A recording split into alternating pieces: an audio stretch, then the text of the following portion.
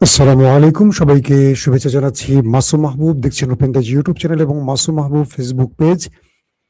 দুপুরের লাইভে বেশ কিছু ব্রেকিং খবর আছে। ইরান আমেরিকার মধ্যে আবারও এক প্রকার ভয়াবহ যুদ্ধ লেগে গেছে বলা যাচ্ছে। সাধারণত এই সময়টাতে আমি লাইভে আসি না, তারপরেও আজকে এসছি, আমার একটা জরুরি কাজ আছে, আমি সংক্ষিপ্ত লাইভটা করে বেরোবো। তার আগে আপনাদের গুরুত্বপূর্ণ খবর দিতে চাই। আমার এক দর্শক একটা কমেন্ট করেছেন, সেই কমেন্টটা আমাকে না পড়লেই নয়। একটু পড়ি, না আপনারা বিরক্ত হেন না। ভাই, আমি জানি আমার নামটা আপনি প্রচার করবেন না, কখনো করেন না, তবুও লিখছি। আমি রাজশাহী জেলার পুলিশ একাডেমি সারদা থেকে দেখছি। শাহজাহান ভাই, মমতাজের কি অবস্থা? শাহজাহান ভাই ভালো আছেন তো না? আপনার কমেন্ট আমি পড়ি না, একদম হুবহু পড়ে দিয়েছি। আশা করি আপনি আর কষ্ট নেবেন না। হাজার হাজার কমেন্ট আসে, সত্য কথা। এই কমেন্টগুলো পড়লে আর লাইভ করা যাবে না। মাঝে মাঝে আমি ইন্টারেস্টিং কিছু কমেন্ট পড়ি, এই যে আজকে আপনারটা পড়লাম। এখন বাকিরা বলবে, মাসুম ভাই আমারটা পড়লেন না কেন, বা বাকিরা কিভাবে লেখা শুরু করবে। মাঝে মাঝে ইন্টারেস্টিং প্রশ্ন করবেন বা কমেন্ট করবেন, আমি আপনাদের বলবো যে কমেন্টগুলো বাকি দর্শকদের ভালো লাগে। চলুন আমি আজকে গুরুত্বপূর্ণ কয়েকটা খবর দিব। প্রথম যে শিরোনামটি, সেই শিরোনামটি হলো আমেরিকা ইরানের কয়েকটি স্থানে হামলা করেছে, বড় আকারে হামলা করেছে। ইরান আর ওয়েট করেনি, ইরান তার চেয়ে বড় কয়েক দফা হামলা করেছে মার্কিন ঘাঁটিকে লক্ষ্য করে। প্রথম খবর। 2 নম্বর খবরটি হলো কয়েকটি সূত্রের দাবি মার্কিন যুক্তরাষ্ট্রের ড্রোন ফুরিয়ে আসছে ক্রমান্বয়ে। 3 নম্বর, অবশেষে আজারবাইজানের ঘাড়ে বড় ফ্রেমে দোষ চাপতে যাচ্ছে।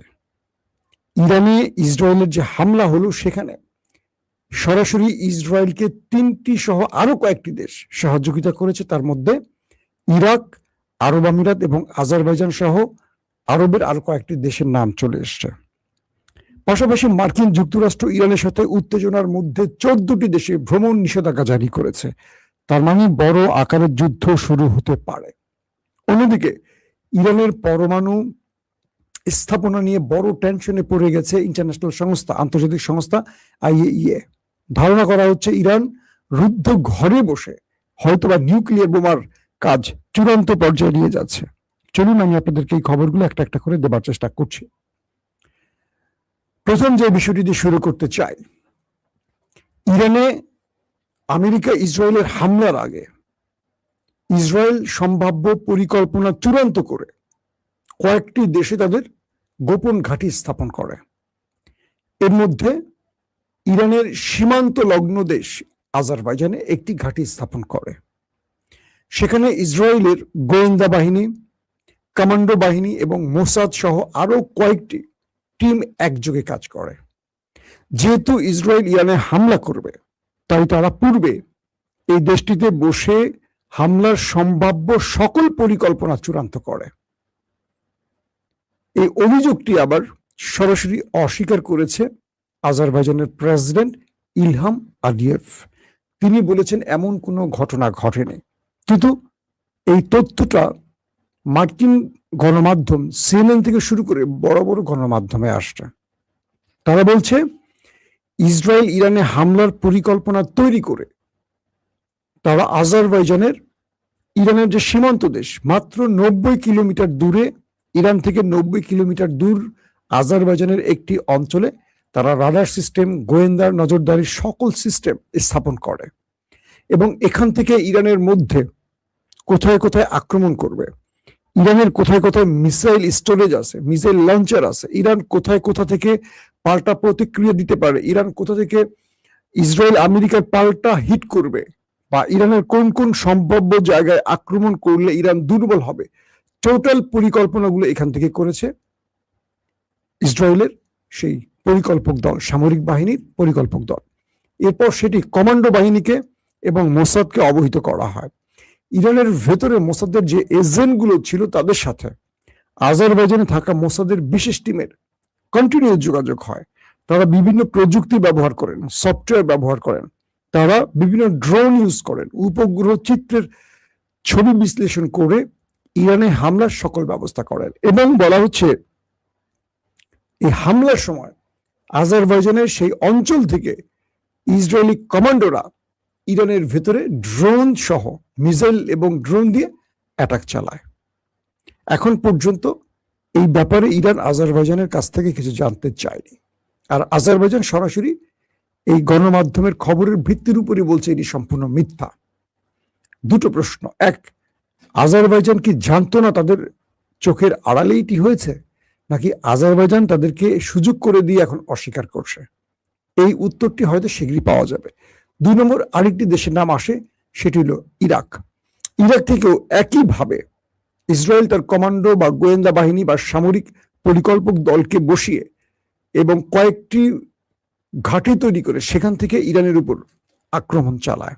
এটি নিয়ে আপনারা সাম্প্রতিক সময় খবরও দেখেছেন, এবং ইরাকের সেনাবাহিনী সেই মরুভূমির ঘাঁটিগুলোকে লক্ষ্য করে অভিযানও চালিয়েছে। আরেকটি দেশের নাম আসছে, তার নাম হলো আরব আমিরাত। আরব আমিরাতও একইভাবে ইসরায়েল তার বাহিনী পাঠিয়ে ইরানের উপর আক্রমণ চালায়, এবং এছাড়া আরো কয়েকটা দেশের নাম আসছে। প্রশ্ন হলো তাহলে ইরানের শত্রু শুধু আমেরিকা এবং ইসরায়েল নয়, ইরানের শত্রু আরো কয়েকটি মুসলিম দেশ, যে দেশগুলোর নাম এসছে বা আমি বললাম একটিও ভিন্ন মতাবলম্বী না, ভিন্ন ধর্মীয় না, সবাই মুসলিম রাষ্ট্র, এবং এরাই ইরানে হামলার জন্য এই সুযোগটি তৈরি করে দিয়েছে, এবং এটার জন্য ইরান এতটা ক্ষিপ্ত। 2 নম্বর যে খবরটি আসছে সেটি হলো কালকে ওমান সাগরে মার্কিন ডেস্ট্রয়ারকে তাড়া করেছিল ইরান মিসাইল এবং গুলি করে, সেগুলো ভারত সাগরের দিকে পালিয়ে গেছে। অবশেষে আজকে মার্কিন সেন্ট্রাল কমান্ড সেন্টকম তারা জানিয়েছে হরমুজ প্রণালীর দিকে ধেয়ে আসা ইরানের বেশ কয়েকটা ড্রোনকে তারা হিট করে ধ্বংস করে দিয়েছে। অর্থাৎ তাদের দাবি হলো ইরান হরমুজ প্রণালীতে অভিযানের জন্য যে ড্রোনগুলো 4 থেকে 5টা বা আরো বেশি, 4টি দাবি আসছে, কিন্তু ধারণা করা হচ্ছে আরো বেশি হতে পারে। তো ইরানের এই ড্রোনগুলি হরমুজ প্রণালীতে যখন আসছিল তখন আমেরিকা তাদেরকে হিট করে ধ্বংস করেছে। শুধু তাই নয়, আমেরিকা গরুক এবং কেশব দ্বীপে যেখানে আইআরজিসির কন্ট্রোল টাওয়ার আছে, রাডার সিস্টেম আছে, সেখানে আক্রমণ করে সেগুলো ধ্বংস করেছে। এটা সেন্টকম দাবি করেছে যে আইআরজিসির কয়েকটি সেন্ট্রাল পয়েন্ট, কয়েকটি রাডার সিস্টেম তারা হামলা করে ধ্বংস করেছে, এবং কয়েক ঘন্টা পার হওয়ার সুযোগ দেয়নি ইরান। ইরান পাল্টা মার্কিন যুক্তরাষ্ট্রের ঘাঁটিকে টার্গেট করে কুয়েত এবং বাহরাইনে কয়েক দফা ড্রোন এবং মিসাইল দিয়ে হামলা চালিয়েছে। কুয়েত বলছে ইরানের আক্রমণ তারা ইন্টারসেপ্ট করে দিয়েছে, আমেরিকা বলছে বাহরাইনের আক্রমণ তারা ইন্টারসেপ্ট করেছে। এই ইন্টারসেপ্ট বা ধ্বংসের দাবিগুলো প্রতিবারই তারা করে, কিন্তু পরক্ষণে আমরা যে চিত্র দেখি সেই চিত্রে আমরা মূল সত্যটা খুঁজে পাই। যেমন কদিন আগে আমেরিকা দাবি করেছিল বাহরাইনের 5ম নৌবহরে হামলা তারা প্রতিহত করেছে। পরবর্তী সিএনএন এর খবর, আমেরিকার গণমাধ্যম সিএনএন একদম ভিডিও দেখিয়ে দিয়েছে আমেরিকার 5ম নৌবহরে উপর থেকে ড্রোন এবং মিসাইল হামলা করে সেখানে পুরোটাকে জ্বালিয়ে দিয়েছে। তো এবার আমেরিকা বলছে যে তারা অধিকাংশ প্রায় 60টি ড্রোন অ্যাটাক প্রতিহত করেছে এবং মিসাইল অ্যাটাক প্রতিহত করেছে। একটি মানে আকাশে ধ্বংস করে দিয়েছে, একটি তাদের ঘাঁটির কাছে আসতে আসতে সেটাকে ধ্বংস করা হয়েছে।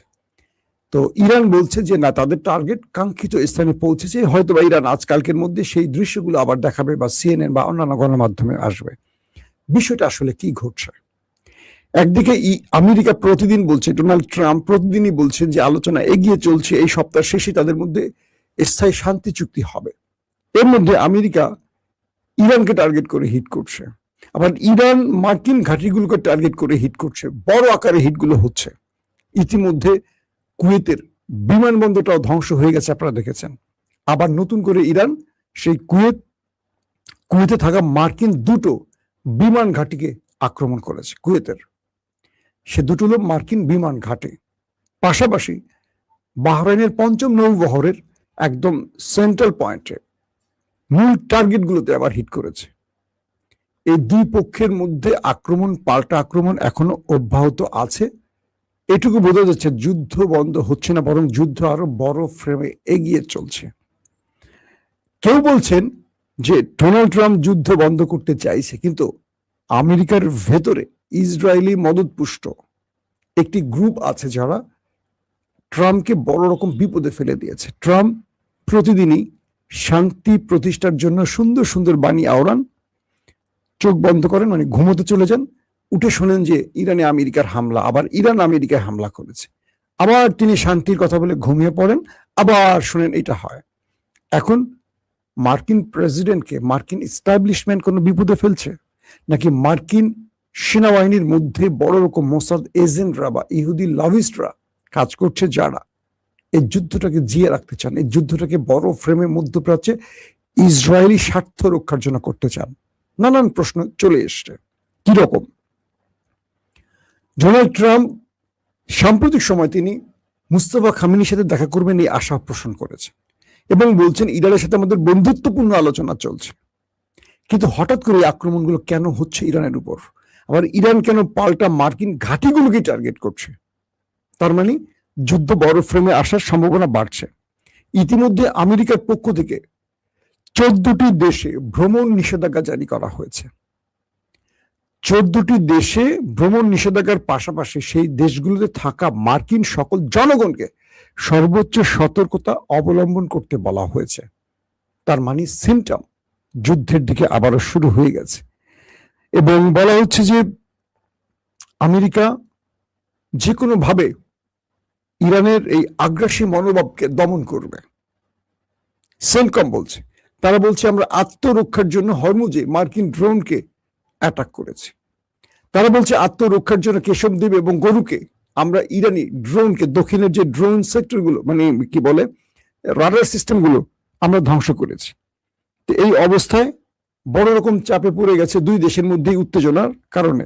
পাশাপাশি আন্তর্জাতিক পরমাণু সংস্থা IAEA তারা বলছে তারা এই যুদ্ধকালীন সময় আর ইরানে প্রবেশ করতে পারছে না বা ইরান তাদেরকে আর কোনো অ্যাক্সেস দিচ্ছেন না। তারা বলছেন যে আমরা সর্বশেষ ইরান ভিজিট করে যে তথ্য পেয়েছি, এরপরে লম্বা সময় ইরানে আমরা পরমাণুর কি অবস্থা, ইউরেনিয়ামের কি অবস্থা, এটার কোনো আপডেট জানছি না। যে কারণে ধারণা করা হচ্ছে ইরান এই সময়টির মধ্যে গোপনে নিউক্লিয়ার বোমা বানিয়ে ফেলছে কিনা, অ্যাটম বোমা বানিয়ে ফেলছে কিনা। অর্থাৎ ইরান এই সুযোগটি এখন কাজে লাগাচ্ছে। এতদিন ধরে এই IAEA ইরানের ভেতরে এমন নজরদারি করত, ইরান ইউরেনিয়াম সমৃদ্ধ করে যে 60% নিয়ে এসছে, এটা 90% নিচ্ছে কিনা, বোমা বানাচ্ছে কিনা, পুরো বিষয়গুলো তারা তদারকি করতো, তাদের এজেন্টরা কাজ করতো এবং সেখানে CIA এবং মোসাদের এজেন্টরা ঢুকে যেত IAEA সদস্য হয়, এটা ইরান দাবি করেছে। এবার ইরান এই সুযোগটি কাজে লাগাচ্ছে যুদ্ধকালীন সময়ের মধ্যে। তারা IAEA কে সম্পূর্ণ নিষিদ্ধ করে দিয়েছে এবং বলছে যে তাদেরকে আর প্রবেশ করতে দেবে না, কারণ CIA এবং মোসাদের এজেন্টরা, ইসরায়েলি এবং আমেরিকান চরেরা এই সংস্থার নাম করে বা এই সংস্থার লোকেরা তাদের হয়ে কাজ করছে, এই অভিযোগ তুলে ইরান তাদের আর ঢুকতে দিচ্ছে না। আমেরিকা এবং ইসরায়েল ধারণা করছে এই সুযোগটি ইরান কাজে লাগিয়ে কোনো পারমাণবিক বোমা বানিয়ে ফেলছে কিনা। ধারণা করা হচ্ছে এই সুযোগটি ইরান কাজে লাগাতে পারে, তারা এই ধারণা করছে। তাই থেমে থেমে তারা টার্গেট করছে ইরানের ভেতরে এবং সার্বক্ষণিক স্যাটেলাইট ইমেজ পর্যবেক্ষণ করছে আমেরিকা এবং ইসরায়েল।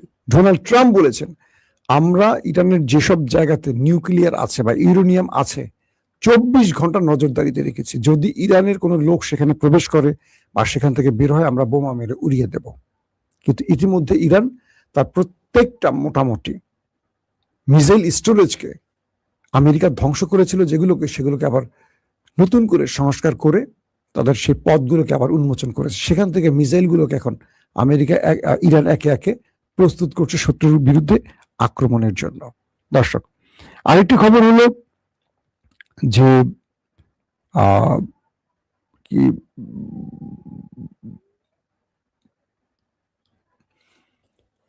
এই মুহূর্তে যে বিষয়গুলি নতুন করে আবার আসছে আলোচনা, সেটা হলো ইরান এবং আমেরিকার মধ্যে যে মানে ট্রাম্পের এই আলোচনাটা শেষ পর্যন্ত যদি ভেস্তে যায়, আসলে যুদ্ধ পরিস্থিতি কোন দিকে যেতে পারে। এখন পর্যন্ত আমেরিকা তারা যুদ্ধের মানে ট্রাম্পের বক্তব্যে যুদ্ধের বিপক্ষে বারবার মনে হলেও কিন্তু বারবার ট্রাম্পকে যুদ্ধে টেনে আনছে, এই বিষয়টি আমরা দেখতে পাচ্ছি। তো নতুন করে ইরান বলছে যদি আমেরিকা আবারও ইরানে হামলা হয় তাহলে এটার পাল্টা জবাব আর আলোচনার মাধ্যমে হবে না, যুদ্ধবিরতি ভেঙে দেবে। এরই মধ্যে লেবাননের বিষয়টি আসে। লেবাননে যুদ্ধবিরতি আলোচনা শেষ, মার্কিন যুক্তরাষ্ট্রের মধ্যস্থতা যুদ্ধবিরতির আলোচনা হবার পরও নেতাকাকুর দেশটি বারবারই সে যুদ্ধবিরতি ভেঙে লেবাননের ভেতরে বড় বড় আক্রমণ করছে। আবার লেবাননের যিনি প্রেসিডেন্ট তিনি ইরানকে দায়ী করছেন, বলছে ইরান লেবাননকে সামনে নিয়ে এই যুদ্ধ চালিয়ে যাচ্ছে। অর্থাৎ লেবাননের প্রেসিডেন্ট প্রকাশ্যে আমেরিকা এবং ইসরায়েলের দাস হিসেবে নিজেকে পরিচয় দিয়েছে, যে ইরান শর্ত দিয়েছে লেবাননে হামলা হলে ইসরায়েলে হামলা করবে ইরান, এবং ডোনাল্ড ট্রাম্প ইসরায়েলকে ধমকে গালিগালাজ করে আপাতত বৈরুতে হামলা বন্ধ করেছে। সেই লেবাননের প্রেসিডেন্ট বলছেন ইরানের কারণে নাকি ইসরায়েল লেবাননে হামলা করছে। তো নতুন করে যেই আমরা অবস্থাটা দেখলাম, যুদ্ধবিরতি লঙ্ঘন করে ইসরায়েল লেবাননে হামলা চালাচ্ছে, 3,500-এর অধিক মানুষ সেখানে প্রাণ হারিয়েছে। এটা বন্ধে দ্রুত পদক্ষেপ নেওয়ার জন্য জাতিসংঘ বিভিন্ন রাষ্ট্রকে বলছে, এবং ইরান আমেরিকাকে বলছে যদি দ্রুত এটা বন্ধ না করে তাহলে ইরান আর কোনো শান্তি চুক্তির দিকে এগোবে না। আমরা শেষ পর্যন্ত দেখতে চাই কি ঘটে।